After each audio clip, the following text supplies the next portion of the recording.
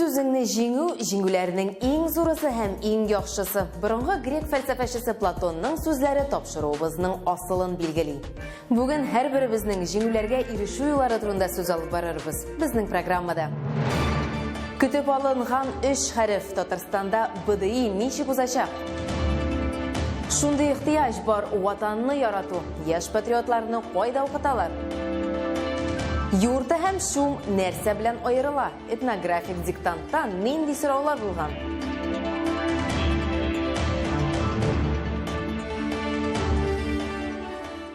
Бердәм дәүләт имтиханнарына һәм дәүләт йомгаклау аттестациясенә әзерлекнең беренче дулкыны башланды. Күбебез өчен әлеге имтиханнар ЕГЭ һәм ГИА аббревиатуралары буларак таныш. Һәм бу 3 хәреф укучылар өчен дә, ата-аналар өчен дә куркыныч тудыра кебек, тик чынлыкта бу алай түгел. Әлеге имтиханнар дәүләт сынауларын узу артык кыен түгеллеген исбатлау чарасы. Бары тик әзер булырга һәм үз көчеңә, белемеңә ышанырга гына кирәк. Моны республика семинарында мәгариф министры урынбасары да раслады. Ул чыгарылыш сыйныф укучыларына басым ясамаска, һәркем үз мөмкинлекләрен һәм теләкләрен үзе бәяләргә тиеш дип белдерде. Аттестация комиссияләре координаторларына тагын нинди күрсәтмәләр бирелде? ГИАда үзгәрешләр көтеләме? Бу хакта тулырак Гөлинә Шәймуллина. Койрыклары бызга катты. Республикабызның чыгарылыш сыйныф укучылары бердәм дәүләт имтиханнарына әзерләнә башлады. Әлеге җиңел булмаган эшне юнәлешен билгеләү өчен республика районнарының аттестациясе комиссиясе координаторлары Татарстан Республикасы мәгариф һәм фән министрының беренче урынбасары Илсур Хәдиуллин белән очрашты. Семинар барышында 2018-2019 уку елына да йомпак ясалды. Увеличилось количество выпускников, сдавших информатику и английский язык из числа предметов по выбору. Республикабызда информатика һәм инглиз теле буенча дәүләт имтиханнарын бирүчеләр арткан, 100 балл җыючылар да башка елларга караганда күбрәк. Быел аларның саны 193-кә тигез. Иң югары күрсәткечләрне Казан, Яршаулы, Бөгелмә, Биектау мәктәп укучылары күрсәткән. Нәтиҗәләр канәгатьләндерерлек. Без яшел зонага кирдек. Бу зона инде безнең башка регионнар өчен үрнәк зона дип атала, яхшы дип атала. Без 63-нче урыннан мендек 14-нче урынга. Монда бу безнең бүтәнебезнең укытучыларның, әтияниләрнең беренче чиратта менә шушы эш белән шөгыльләнүче үзенең җанын, тәнен биреп эшләп балаларның белемен күтәрүгә юнәлдерелгән кешеләрнең уртак хезмәте. Яшел зонага керү яхшы, әмма бу югары күрсәткечне алга таба да саклап калу мөһим. Семинар барышында белем сыйфатын күтәрү өчен бу юнәлешне тулаем, төрле яктан анализлау кирәк дигән фикергә килделәр.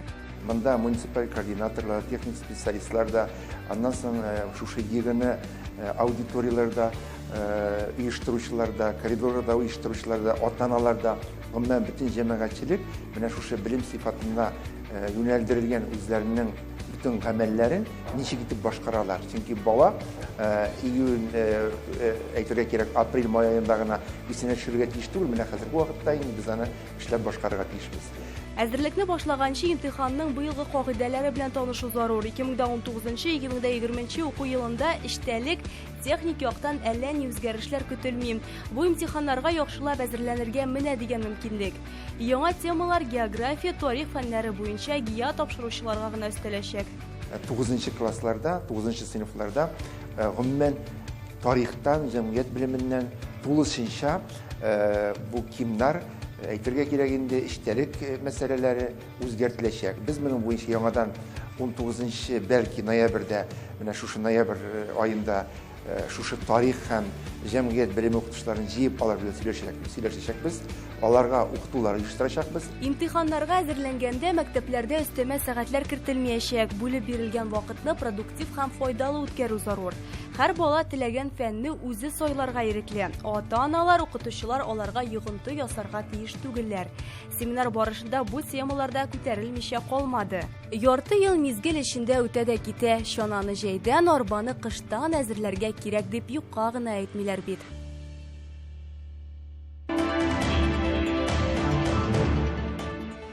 Бу атнада ватанпәрвәрләр үстерәбез дип исемләнгән профильле смена тәмамланды. Патриот үзәгендә узган сменаны Юнармия балалар хәрби хәрәкәтенең төбәк бүлеге оештырды. Юнармия хәрәкәте башланып киткәнгә 3 ел гына. Моңа кадәр әлеге агым яшь ватанпәрвәрләр хәрәкәте дип аталган иде. Барыгызның да Зарница, Орленок уеннары, мәңгелек ут янында кизү турыларда истәдер. Юнармия Совет һәм Россия укучыларын ватанпәрвәрлек рухында тәрбияләүнең иң яхшы алымнарын алды. Хәзер хәрәкәт яшь патриотлар тәрбияләүне генә түгел, үсеп килүче буын шәхесен төрле яклап үстерүне дә максат итеп куя. Нияз Рахман ватанпәрвәрләр үстерәбез сменасының ябылу тантанасында булып, моңа инанып кайтты.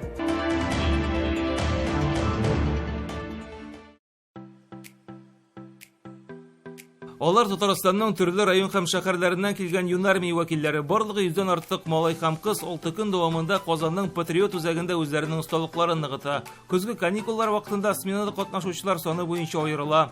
Анда нибары 100 бала эләгә, алар арасында Мамадышның Юнармия вәкилләре дә бар. Ирек Гайзатуллин нәкъ шулар арасында иң нык егетләрнең берсе. Үзе нибары 9-нчы сыйныфта укый. Шуңа да карамастан инде бүгеннән ватанпәрвәрлекнең ни икәнен яхшы аңлый. Көн сайын иртә белән зарядка ясыйбыз, аннан соң дәреслекләр узамында автоматлар сүтеп җыябыз инде. Медицина бара. Менә шулар. Буш калмады, бәгәйбәт узды. Үзара ярышлар булды, канат тарттык, аннан соң атыштык, паертак уйнадык. Юнармия вәкилләренең көзге сменасы ватанпәрвәрлекне тәрбияләү дип атала. Катнашучылар саны да шикле булу сәбәпле егет һәм кызлар нибары 3 төркемгә бүленә. Монда башка лагерьлардан аермалы буларак балалар ял итәргә генә түгел, күбрәк үзләре өстендә эшләргә дип тартыла. Әйдәманнар бу беренче көннән үк сизелә ди. Много детей задавало Күп балалар сораулар бирә иде. Мин аларга курсант тормышы турында сөйләдем. Армиянең үзенчәлекләре әлеге хәрәкәттән аермалы яклары турында. Яңалыкларыбыз, нинди техниканы өйрәнүләребез турында, үз танк училищем турында сөйләдем.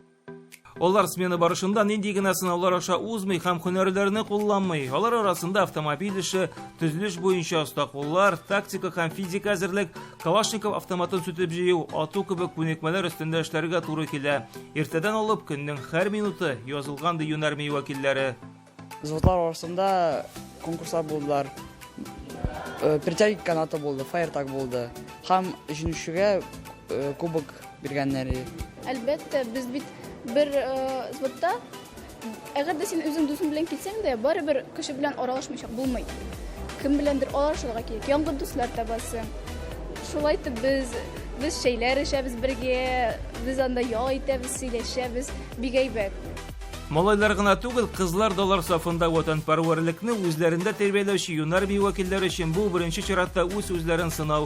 Шулай ук ел дәвамында күнегүләр аша үтеп төрле ярышларга әзерләнү чарасы. Чөнки бүген Юнармия Татарстанның һәр районында бар. Аңа 8 яшьтән үк аяк басырга була. Чын армиядәге кебек ант кабул итеп, бар тик шуннан соң гына син Юнармия вәкиле була аласың. Касается отдельно юнармейской смены, мы провели более 700 человек у нас. Безнең быел Юнармия лагерьларында 700-гә якын бала ял итте. Киләсе елга мондый сменаны Казан танк училищесында оештырырга уйлыйбыз. Шулай ук Кыркачык аэродромы базасында да җыеннар узачак. Балалар өчен бу бик кызык. Ватанпәрвәрлекне тәрбияләүче бу сменада катнашучылар 6 көн дәвамында үзләренең чыннан да яхшы яктан әзер булганлыгын раслый. Монда 3 взвод кына түгел, һәр Юнармияле бу бәхетле 100 бала арасына очраклы рәвештә ләкмәгәнен күрсәтергә тырышты ди оештыручылар. Иң актив катнашучылар бүләкләргә ия булды. Второй степени награждается Ушадиков Кирилл Евгеньевич.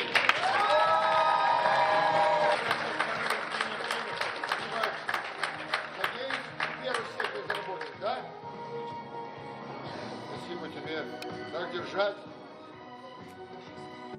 Юнармия ана шундый ул балалар булуга карамастан бу үзенә күрә бер гаскәр дип шаярта хәрбиләр. Моны аңларга да була, чөнки әлеге хәрәкәткә керүчеләр саны Татарстан буенча гына да 22 меңнән артык баланы берләштерә. Ә мондый җыеннар аларның рухын тагын да күтәрә.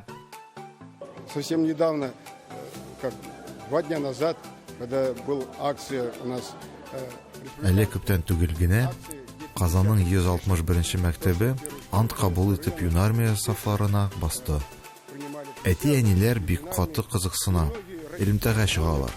Әлбәттә, кайчандыр пионерия кебек, безнең юнармия хәрәкәте яшь буынны тәрбияләргә булыша дип уйлыйбыз. Бу сменада катнашучылар алтыгын вакыт безгә аз булды, аерылышасы килмиде. Ләкин алда аларны уку һәм башка мөһим бурычлар көтә, чөнки 9 май һәм бөек җиңүнең 75 еллыгын юнармия вәкилләреннән башка күз алдына китереп булмый. Инде бүген алар зур майданга марш белән чыгарга әзерләнә. Алардан һәр адымы сокланырлык булырга тиеш бит.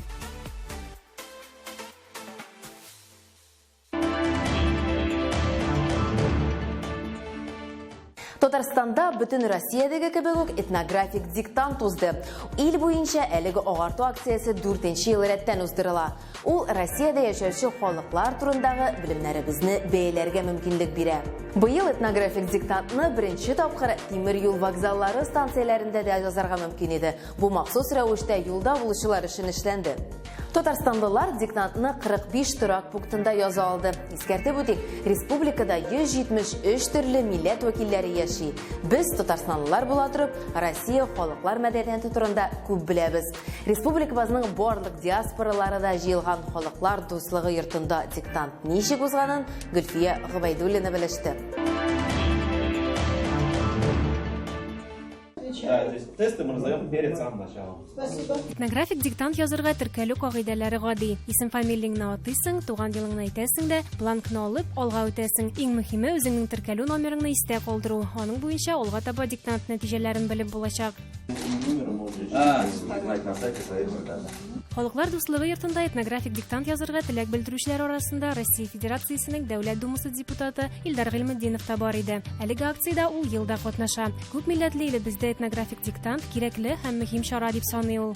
Без күбрәк үзебезнең янда яшәгән халыклар турында беләбез икән, әлбәттә безгә бу тормышта бергә дус булып яшәүдә җиңелрәк. Үзеңнең гореф-гадәтеңне генә, үзеңнең телеңне генә күтәреп, башкалар турында онытсаң, башкаларны кирәкми дип санасаң, шул вакытта безнең була проблемалар. Менә шуларны да булдырмас өчен һәм шулай ук аңлашып яшәр өчен шушыны диктантлар алар ярдәм итә. Каждому участнику был выдан план, на котором необходимо будет писать правильные ответы. Этнографик диктантны Россиядә быел 4-нче мәртәбә яздылар. Әлеге акция 1-нче елдан ук популяр. Әйтик, 2016 елда аны 90 меңнән артык кеше яза. Узган ел бу саннар 392 меңгә тигез була. Халыклар мәдәнияте буенча белемнәрне җир шарының барлык континентларында да тикшерүчеләр бар. Узган ел акция галәм масштабына чыган. Аны халыкара космик станциядә рус космонавты Сергей Прокопьев та яза. Быел Татарстанда рекорд булды. 105 площадка катнашты бөтен республикада. Мәктәпләр, библиотекалар, Казанда, вокзалда да яздылар. Диктант башка еллардагы кебек үк 30 сораудан тора. Аларның 20се уртак, калган 10-сы федерациянең һәр субъекты өчен уникаль итеп эшләнелгән. Диктантны язу өчен 45 минут каралган. Һәр катнашучы бу вакытны төрлечә үткәрә. Кемдер биремнәрне үз эченнән укый, ә кемдер һәр сүзен аерып, аның мәгънәсенә төшенергә тырыша. Шул арада биремнәрне чишеп, диктантны тәмамлаучылар да табыла. Ничек авыр булды бу диктант? Быел әйе. Сораулар бик кызыклы иде, но и авыр сораулар да бар иде кебек. Мәсәлән, вопрос ашаулар турында. Нинди халыкка, нинди блюдо хас. Например, гүбә дигәнне без татар халкының белсәк, ә башка менә блюдоларны белмәдем шул. Самое интересное.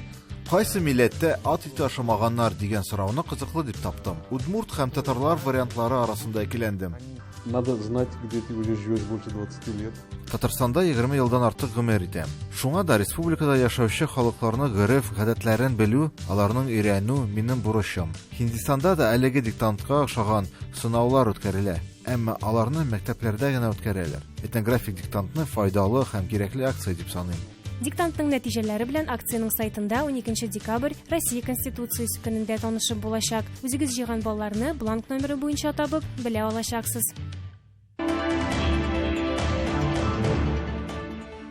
Исегезгә төшерәбез, яңалыкларыгызны социаль челтәрләрдәге сәхифәләребезгә юллый аласыз. Биредә шулай ук алдагы чыгышларыбыз да эленгән. Карагыз, дусларыгызга җибәрегез. Федор Достоевский геройларының берсе бөтен дөньяны җиңәргә телисең икән, үзеңне җиң дигән. Без барысына да үзебез ирешә алабыз. Уңышлар һәм җиңүләр сезгә. Киләсе очрашуларга кадәр.